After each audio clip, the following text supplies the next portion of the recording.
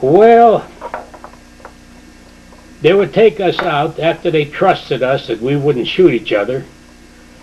They took us out on pickup trucks, and they would run us through this field that had silhouettes of the enemy jumping out of the woods, and you were supposed to shoot them with a shotgun. We carried shotguns in. This was our training. You have to see how alert you were, you know. You didn't know when these things would jump up at you, so you're supposed to be alert.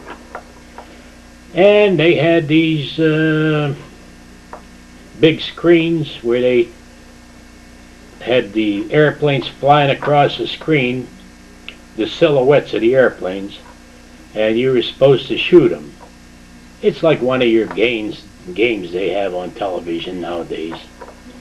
And you push a button, that means you're shooting this one airplane.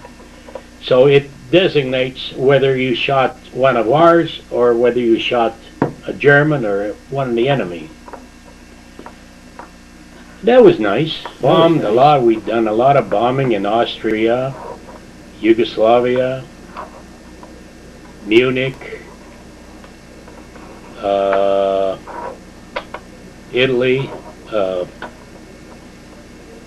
Not Naples. Naples was already, we cleared Naples.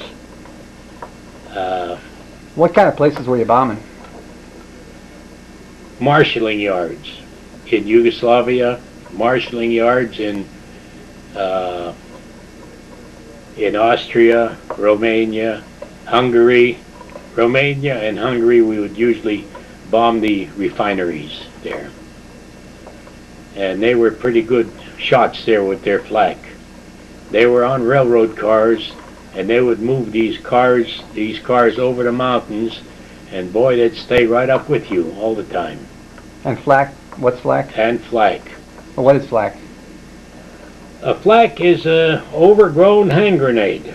It's got the serrations in it where when it blows up, it shoots metal every which way.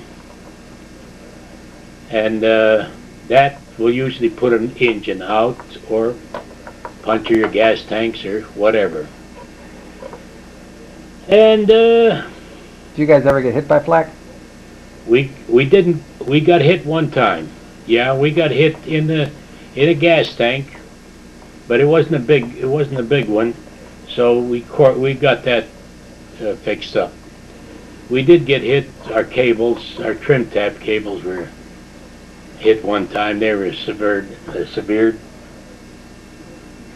And we'd never had anybody actually get injured in the airplane outside of our ball gunners, or one ball gunner. He was the youngest kid on the crew. He after coming off of a bombing run, he brought his ball up. He retracted his ball into the airplane and climbed out of the ball, and we were on our way home now, on our way back to our base. And he sat on the edge of his well where his ball was, and he fell over backwards into the well. And this is right on top of the ball turret. And the waist gunners, we had two waist gunners in the airplane there, and they saw him, and they got him out and laid him on the floor. Well, apparently he died of lack of oxygen. We were up at around 20,000 feet. So he died because his mask froze up and nobody knew it. His mask was on his face. The airplanes go down. I saw one of our B-24s go down. He was off our left wing. And his airplane, his engine was on fire. He had one engine out and the second one went on fire. So I did count the people jumping out, and at that time they had 10 people in the airplane. All 10 of them jumped out. One of Mihailovich's partisans picked the whole crew up in the mountains, and they rotated them back to us in a couple of weeks. We got them all back. So on our harness, we have a pack that's got the emergency equipment in it in case we bail out and we're not picked up by the enemy. So in that pack, they had a fold-up machete,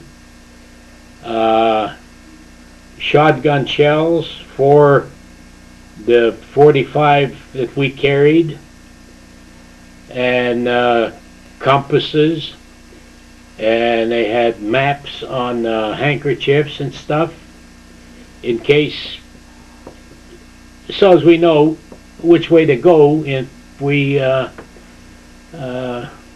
try to escape, try to get back to the line, back to our companies.